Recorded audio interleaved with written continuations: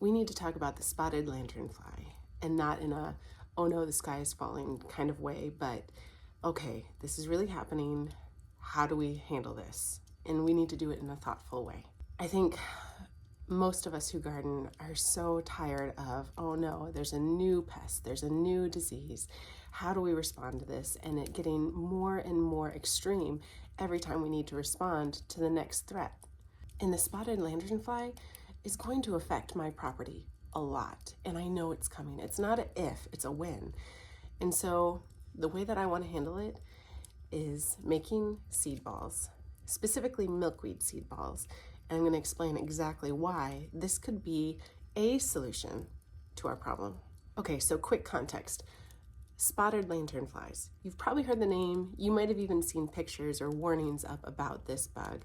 But why is it so bad?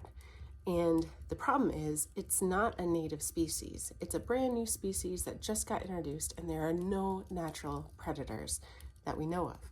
So it's unchecked. And what they do is they like to feed off of over 70 different varieties and species of plants.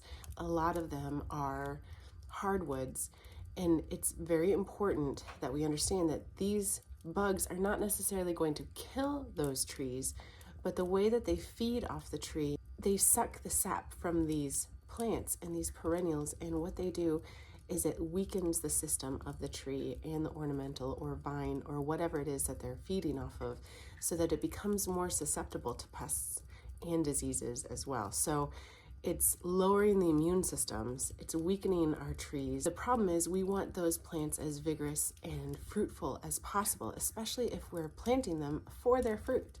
They also leave behind this sticky substance that's called honeydew if there's enough feeding on the same plant, and that in of itself can cause a problem because it can create a mold or a mildew issue that can open up the tree or the plant to more stressors on top of being stressed out already from having this bug suck from it, basically. They're like little mini vampires. Now, the sad reality for me is one of the most attractive plants to them, the thing that they like to feed on the most and they will come in droves for, is tree of heaven.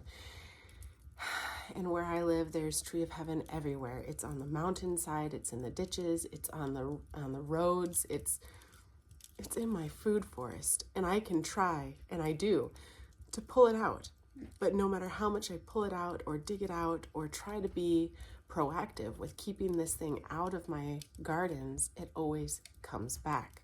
And since it's one of the preferred host plants of the spotted lanternfly, I just know that no matter what, they're coming to our property. Now, yes, we could get rid of the tree of heaven, but the only way to really truly get rid of the tree of heaven is to basically, during June or July, cut a ring around the base of the tree and then paint a glyphosate onto it so that as it's sucking its sap in and down into the roots, it pulls that glyphosate into its root system and it spreads by roots. So there will be multiple trees per root system, unfortunately.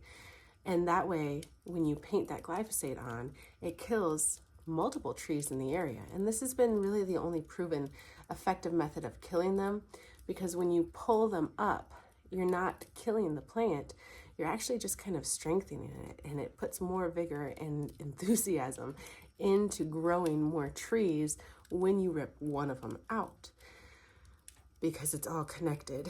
And when you rip one out, you're not actually killing the plant, you're just kind of pruning that side. And as we know, pruning makes things more vigorous. But I am not going to be spreading glyphosate around this property. Absolutely not. When it sucks it in to its root systems, that glyphosate also gets shared with other root systems in the area as well. And that includes fruit trees that I have. It includes the blueberry bushes I have. It includes the native plants that are growing in our forests. And it spreads. And I don't want that. The cool thing is, I kept hearing people say, hey, milkweed kills the spotted lanternfly. Or they're attracted to milkweed and it takes them out. And I'll be honest, I had to make sure that what I was hearing was actually correct before I wanted to tell you guys about it. So I did some research, and this is what I found. There is early research from Penn State University where they see that spotted lanternflies, when they feed on milkweed, and apparently they don't prefer milkweed more than other plants, but they will go after it.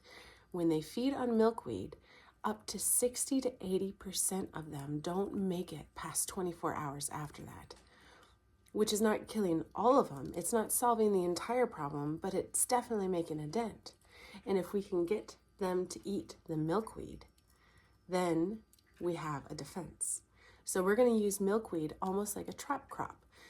I'm going to, and I have, spread milkweed seed balls around the base of all my fruit trees so that there's a defense layer. Before they get to the fruit tree, they go through the milkweed and potentially eat that first, and then potentially within 24 hours make it so that they're not a threat to my fruit tree anymore. I need to have milkweed already established on my property before they make it to my property. So remember, this is not going to magically fix the problem, but this is all about probabilities, because if they feed on that first, there's a 60 to 80% chance that that bug will not make it to that tree or that bush that you want to protect. And this works perfectly with my strategy as far as food forests in general anyway. We're planting native plants to help the pollinators, to help the beneficials, and as a trap crop or as a pest repellent. These flowers, the milkweed, and I'm also going to plant echinacea, and I'm also going to plant wildflowers, they're going to pull in good things that will also help strengthen the trees and the plants that I'm trying to protect. So this is an ecosystem, remember. We're not just trying to plant a plant for one purpose. We're trying to create an environment of health and safety. And so planting the milkweed, even if it doesn't help the fruit trees from the spotted lanternfly, is going to help the monarchs, and that's good too. This is literally a win-win situation. There's nothing bad that can come from this, unlike trying to get rid of all of my tree of heaven by painting glyphosate on them, right? So this is my strategy this year, and I like to see how it goes. I am excited to see how it goes, and I hope that it's not necessary for the spotted lanternfly. Hopefully it never comes here, but I'm pretty sure it's going to, and we'll see how this works. So let me show you how I make the seed balls. This is so easy, guys, and it doesn't have to just be for milkweed. It can be for any plants that you want to put out there that are hardy annuals or perennials. So let me show you what I got going on here. These are my seeds. I've got echinacea or coneflower.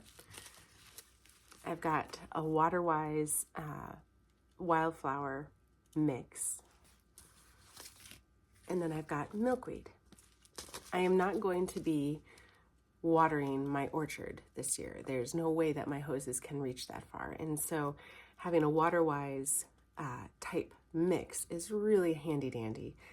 You can check out Botanical Interest. They have all sorts of really wonderful mixes out there for all sorts of different things. I just spread a bunch of seeds for a shade garden that they had, a mix that they had of that, and it's pretty awesome. I have an affiliate link for them below. You can check it out. They're one of my favorite, otherwise I wouldn't be affiliated with them. Now the other thing that you're going to need is some clay and some powdered clay, and I had a whole bunch of clay that I used the other day making more seed balls, but this is what I just happen to have in my pantry right now so I could do a demonstration for you. This is bentonite clay. This is great. You can also use white or black kaolin. I think that's how you pronounce it, kaolin clay. I'll put some links below for you if you want them, but you want some powdered clay, and then you also want some compost. So this is compost. This is probably a little bit rougher than what you normally want. I don't know if you can see there's some twigs and branches in here. It's not the best, but it's not going to hurt anything. It's totally fine. Use what you have, right? And then we're also going to use some water, and that's it. I have this compost, and I'm going to put basically the same amount of bentonite clay as I have the compost, and it's going to be a 1-for-1 ratio. I'm going to stir it up. Literally any powdered clay will do well with this. There we go. Okay, so it's all stirred up. And then I'm going to add my water.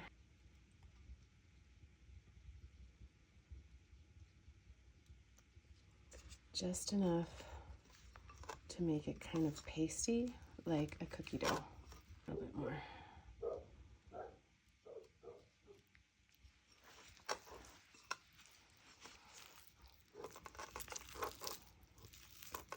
If it's too runny, add more clay.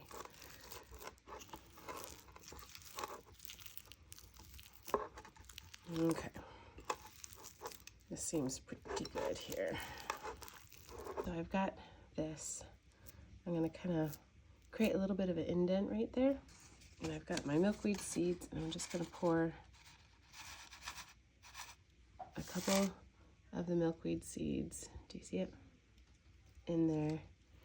And then I'm gonna close this up over top of it. I'm trying to keep one hand clean. And then I'm just gonna put this on a paper plate or something like that to let it dry. And it's gonna take about 12 to 24 hours for this to dry. And you can do the same thing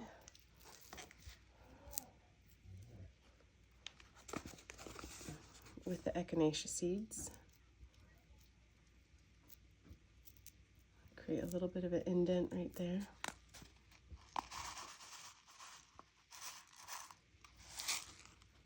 There's the echinacea seeds. We're just gonna fold this over top.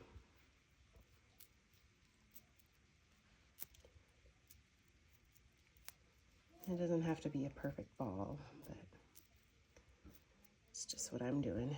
You can make it flat so it sits on the ground easier and doesn't roll around, that's fine. Okay, so there's the echinacea one. It's really self-explanatory at this point, right?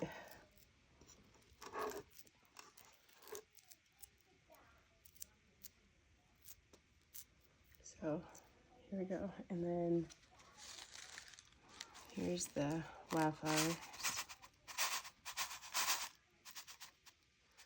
All sorts of different stuff in there. You can see some calendula seeds. It looks like that might be some milkweed seed in there too. There's a couple other things. How fun is that? Love it. And probably some marigold. And we're gonna just kind of fold that over it. And there is the wildflower seed ball. So here are the seed balls that I made, and I'm pretty excited about them. And you can make them just like marble size. They can be little like this. Bigger is not necessarily better here. Some of them I did make bigger, and that's okay. So putting out the seed balls is really important. Milkweed especially things like perennials or hardy annuals, because they're probably going to need some sort of stratification period. And so this gives them natural stratification out in the cold in the winter. That stratification, that means like just a really long period of cold, especially kind of a damp cold. And so having them in these seed balls gets them that natural cold that they'd get in nature, while also protecting them from wind or rain or seed predators like birds or anything like that. And so they stay protected until the spring when the rains come, and that's going to just kind of melt away the clay, and then they're going to be left in this compost that's just going to really help give them the best start that they could possibly have. And so seed balls are an excellent way to get things started in the spring without you having to do a whole lot of work. And so I like to do seed balls for a lot of different things, but each seed ball is like a little bit of gold in my hand, I feel like.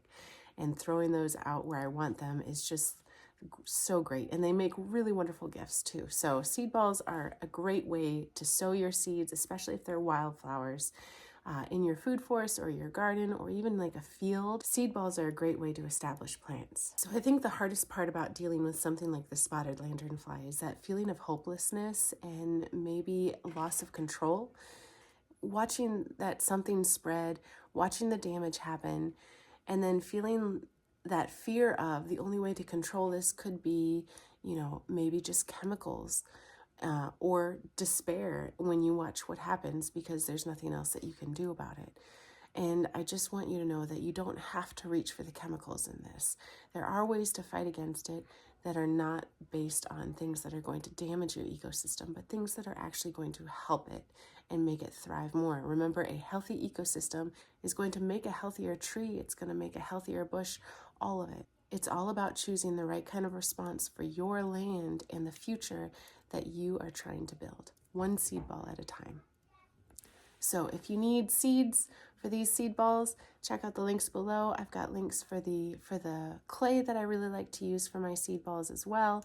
And then if you guys are going to be ordering fruit trees, or you wanted to order fruit trees or any kind of shrubbery that's got fruit or ground cover or whatever, and you are kind of on the fence of maybe I should, maybe I shouldn't because these spotted lanternflies are coming or they're already here, go ahead, click the link below to my favorite nurseries that are going to give you great products, and don't be afraid to plant. Keep planting your food forest. Keep planting that future that you're looking forward to, and don't be afraid that the spotted lanternfly is going to be the end of it. We have a way of fighting back, and it's not going to hurt our land. It's actually going to help it. So don't despair. And if you know somebody else who could use this video because they are afraid of the lanternfly, or they don't know how to combat it, make sure you hit share and send it to them as well. And as always, stay blessed.